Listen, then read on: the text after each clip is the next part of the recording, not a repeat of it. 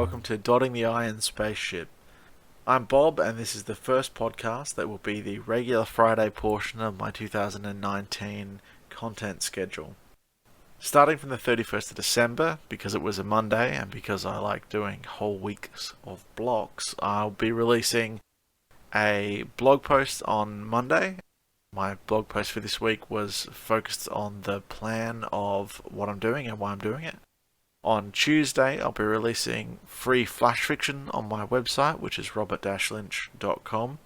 The Tuesday flash fiction was a piece called Space Capsicum, and I'll talk more about that towards the end of the podcast. On Wednesday, I released a review, and I'll be releasing reviews each week on Wednesdays. The review that I released this Wednesday was The Martian by Andy Weir.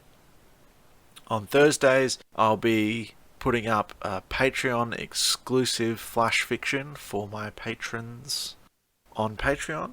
And on Friday, I'll be releasing episodes of this podcast. I hope to keep this podcast as a more improv style conversation, and in order to do that, I am really asking for your feedback. I want to hear from you guys about what topics you want me to talk about. I want questions from you guys, I want comments from you guys, and I want to hear about the things that you think that I'm doing right or wrong.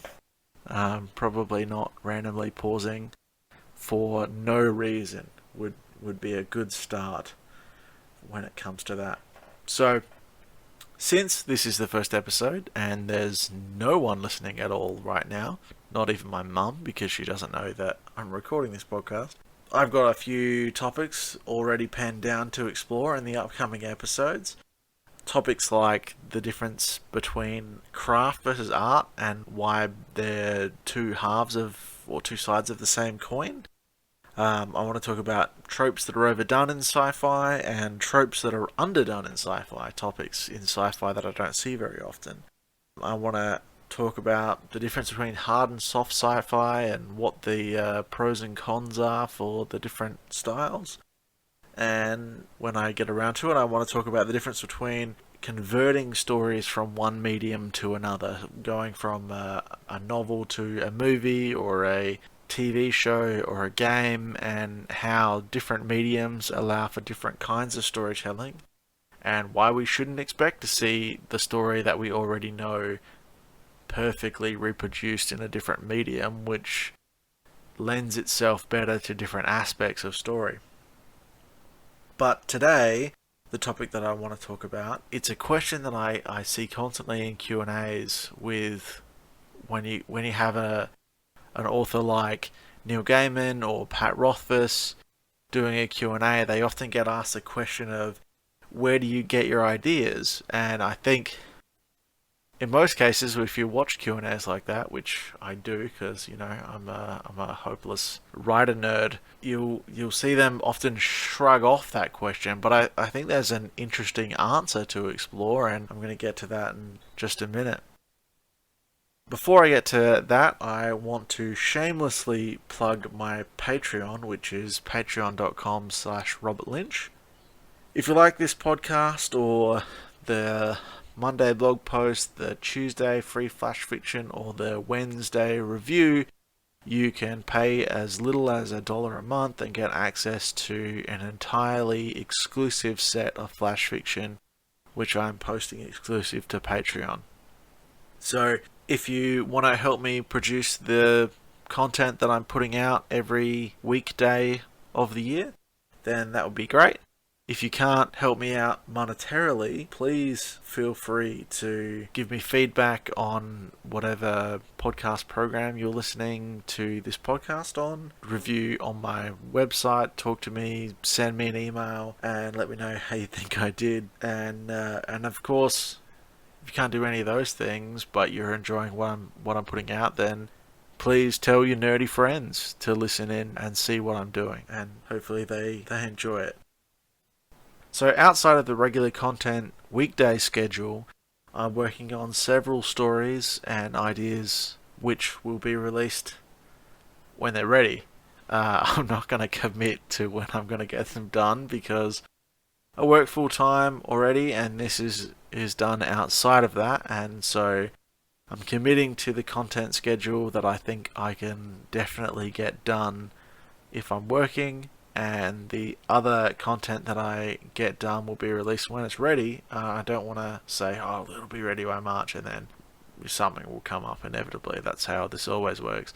So the other projects that I'm working on is a series of short stories which are titled Frank Mason's Space Detective, which I'm hoping you don't need any more information than that, because it just sounds like a great idea to explore. And I'm also writing a novel called The Martian Ark, which is a story that follows the first colony on Mars. 34 people have landed and started building the first colony on Mars. They've been on Mars for 2 years. They're still entirely reliant on Earth for supplies and support, and then Earth gets smooshed by an interstellar asteroid and can no longer help the colony. And they'll be trying to work out how to survive on Mars with what they have. And I'm hoping that will be an interesting story to explore as well. So I've got the ideas penciled out. I've got work begun on both of those projects and several others that are not as well developed. And that's my plan for 2019, is to get content done every day of the week, and then to get those 2 ideas finished and published this year. So the topic that I want to explore today is the age-old question that I hear posed to authors all the time of, where do you get your ideas? And most authors will shrug off the question. And I think that the reason that they do that is because they know a secret, I guess, that it really doesn't matter where you get your ideas from. It's not about where they come from, it's about what you do with them. If you think about stories of the recent era, a new idea is 2 concepts that we already know put together in a new way. So, The Martian, which I reviewed on Wednesday, is Apollo 13 on Mars. That's it. And then everything else that comes from it is craft. It's not some magic story idea. From the basic concepts, and you can even find interviews with Andy Weir where he literally says that he thought of what would happen if Apollo 13 happened on Mars. One of the other story series that I really love a lot is The Dresden Files by Jim Butcher. And the Dresden Files are based on the premise of, what if there was a wizard detective? Everything else that comes from those stories stems from, okay, here's an idea. Well, if I got 100 authors and I said, write a story about a wizard detective, they would come up with 100 different stories. So the idea itself isn't unique. It doesn't hold some intrinsic value. The value of a story is taking an idea and making it enjoyable. I mean, the purpose of writing is to create a piece of entertainment, chiefly, like when you're writing science fiction and fantasy.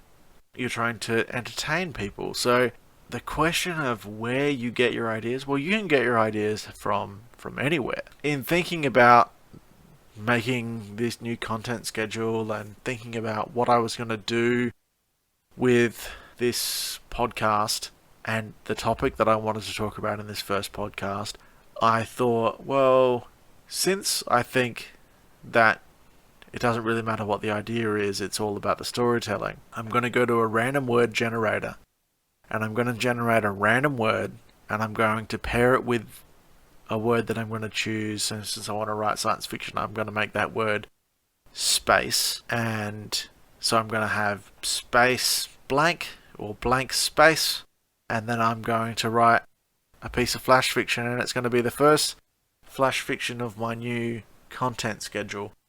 So I went to a random word generator and I hit generate random word, and it came up with capsicum, which is definitely random. So, goal achieved. I was sitting there with the concept of space capsicum. So what I want to talk about for the rest of the podcast is where you go from having an idea. So I had an idea locked in, space capsicum. What the hell do I do with it now? I was thinking about this and I was like, I don't know how I'm going to turn this into a story. So I remembered hearing something from some astronauts or NASA or something in research that I've done before where astronauts report that they taste differently. Not the flavour of the astronauts themselves. The astronauts experience taste differently while they're on the International Space Station. And a lot of astronauts will put like hot sauce or some kind of extra flavor onto their meals because they don't taste as flavorful. Now, not all astronauts report this. Some astronauts don't notice any difference, and other people notice a significant difference. There are astronauts who eat foods that they don't enjoy on Earth while they're in space because they somehow taste better. But the idea of adding spicy food to what you're eating in space was an interesting concept to me.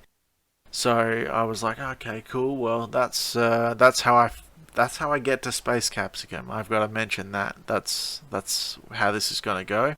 So having watched Hot Ones with Sean Evans and a whole bunch of other people, they talk about the Scovilles of different things and the spiciness in the sauces, and there's clearly a whole industry that exists in the real world of people who enjoy eating spicy food, and the challenge of eating ghost peppers or the Carolina Reaper, which is the hottest chili in the world, is something that people are fascinated by. And I thought, well, okay, I can use that. That's interesting information that I can use.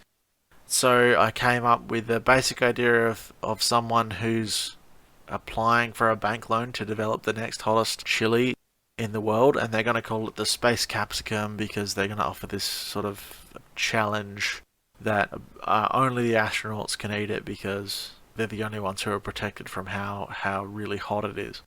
So the thing with writing a story, though, and especially in short fiction, is writing a story that has the turn in it. Flash fiction more than any other, like short stories in general, but flash fiction definitely, part of the way that it's written is you are introduced into the world and you sort of, because there's only 500 words, I mean that's only 2 traditional pages, you're introduced to a new world, a new concept. Unlike in the traditional sort of hero's journey, you don't tend to transition.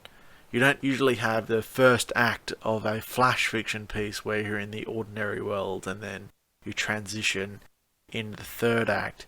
Flash fiction pieces tend to be one act shows, but flash fiction has a convention in it where when you get to the climax of the story, the information in the climax shifts the information that you knew previously into some new phase, some new method of seeing how the story has been written in the past. Like in the way that, like some new phase of how the story has been written up until once you have the information of the turning point, from the climax, you see the entire story differently. And then you have the resolution afterwards. So I had got to the challenge of having a story called Space Capsicum based on this idea. I knew that astronauts in space sometimes put extra spice on their food. I knew that there is an industry in the world for the hottest chili in the world, and that certainly was a large enough industry that you could go to a bank and get a loan for. And so that's the beginning of the story, but then how do you turn it on its face? How do you make that an interesting new piece of information that people want to read? So I'm not going to spoil the turn for the story, but I encourage you to go back and read Tuesday's free flash fiction on my website. It's only 500 words long, and have a read through it and see what you think. Was I too ham-handed? Was it ham-fisted? Ham-fisted? Sure it is. Was I too ham-fisted in the turn? Is it too much of a slap in the face? Is it not enough? Is it like, ugh, I saw that from a mile away that that's how you were going to resolve that story? Or I'm really interested to hear how you might have written it differently. Do you think that if you were starting with the idea of space capsicum as the idea for your story, that you could have written something a bit better? And if you think you could, I'd love to hear how you would have resolved that problem. So we're at the end of the podcast for this episode, at least. I don't know whether or not I'll be following the same format in future episodes. I mean, I definitely won't be talking quite so much shop. I want to explore more ideas and I want to build more of a conversation with the audience. And I mean, I took on the topic for this episode knowing that it wouldn't take a million years to have a chat about, and that it would be connected with what I had done on Tuesday. So we'll see whether the episodes remain short. I mean, I'm still recording this and there's a bunch of things that I need to go out and edit, because there's only so many times you can say in an episode. And I'm very certain that I've hit that limit. So I'm going to have to go back and clean it up a little bit this afternoon. But I don't know whether I'll be short episodes in the future. I don't know whether it'll be longer. Certainly if I've got more to talk about because people are actually engaging with me, then I think the episodes might move a little bit longer. But what I'm really looking for is for feedback from you guys. So I want to ask the question of how do you think that I did? Do you think that my Tuesday story of Space Capsicum wasn't any good? Do you think you could have done it better? I really want to hear from you. So you can contact me at my website. There's a comment section directly below the story.